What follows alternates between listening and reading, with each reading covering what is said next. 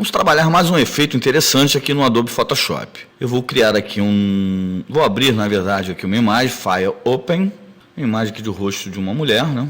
E vou trabalhar aqui alguns efeitos, que na verdade são efeitos que podem também ser utilizados para publicidade, né? O que eu vou fazer aqui? Bom, a primeira coisa, eu vou destravar essa layer aqui. Vou dar 2 cliques sobre a layer, vou dar um OK para tirar aqui o cadeado. Pronto, a layer já está liberada. Vou criar uma nova layer, Ctrl Shift Alt N. Vou zerar a minha paleta de cores com a letra D e vou apertar o X para inverter, ou seja, do branco para o preto. Como a minha layer nova está em cima, eu clico aqui na Paint Bucket Tool, clico sobre essa layer que ela vai ficar toda branca. Vou passar agora essa layer, vou arrastá-la para baixo da imagem e novamente consigo visualizar a minha imagem. Seleciono então com o meu mouse a imagem na minha paleta de layers. Eu clico no menu Layer e vou em Layer Mask. Dentro de Layer Mask, eu escolho a opção Hide All.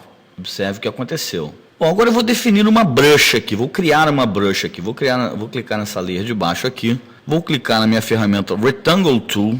Vou escolher aqui a cor preta. Na minha barra de propriedades lá em cima. Com Shift pressionado, vou criar um pequeno quadrado aqui na minha tela. Ok? Perfeito. Clico com o botão direito em cima do quadrado e escolho a opção Rasterize Layer. Feito isso, eu clico em Edit, Define Brush Preset. E dou um nome aqui, que vai chamar quadrado. Ok. Inclusive agora eu posso apagar isso aqui. Bom, depois da minha brush criada, o que eu faço? Eu clico aqui, aperto a letra B do meu teclado ou simplesmente clico aqui na barra de ferramenta na minha Brush Tool. E escolho o quadrado que eu acabei de criar. Pronto. Esse aqui é a brush que eu quero trabalhar, mas eu vou fazer algumas definições. Eu venho em Window, Brushes. E aqui eu tenho a tela de presets das minhas brushes, né? Vou definir algumas coisas aqui. Em Brush Tip Shape, eu vou colocar a seguinte definição. Eu vou diminuir um pouco aqui o tamanho. Vou colocar aqui em mais ou menos 32.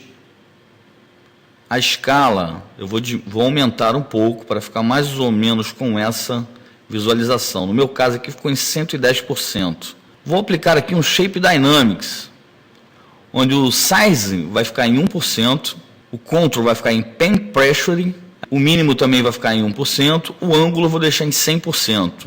Vou aplicar aqui também o Scattering, onde eu vou aumentar aqui o percentual, deixa eu ver aqui, 400%, acho que ficou muito. Vamos botar 250. 250, o Count pode ficar em 1%, Jitter pode ficar em 0% e o controle em off.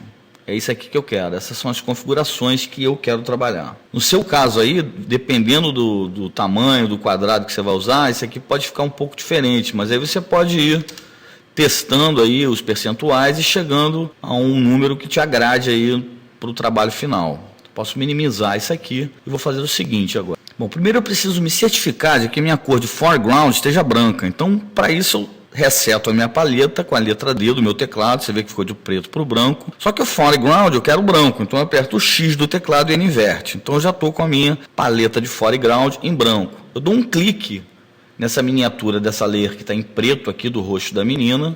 Um clique, escolho a minha brush e começo a passar a brush. Você vê que a menina já vai aparecendo aqui. O que eu vou fazer? Então vou concentrar aqui no meio do rosto dela aqui. E na parte de cima, eu vou deixar mais espalhado para a gente obter um resultado bacana aí. Esse aqui é um efeito bem interessante, que você pode estar criando, inclusive com outras formas aí de brushes, né?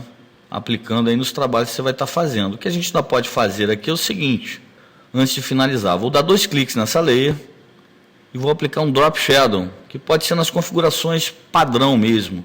O Blend Mode em Multiply, a cor da sombra em preto, opacidade em 75, o ângulo em 30, distância 5, spread 0 e o tamanho em 5.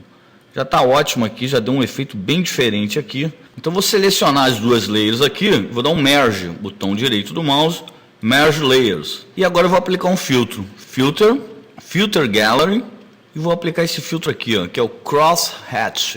Você vai ver aqui, ó, deixa eu puxar aqui, ele já dá um efeito bem legal aqui. Vou dar um OK e aqui está o efeito que acabamos de criar. Bem legal, bem simples, você pode usar com vários shapes, com vários brushes.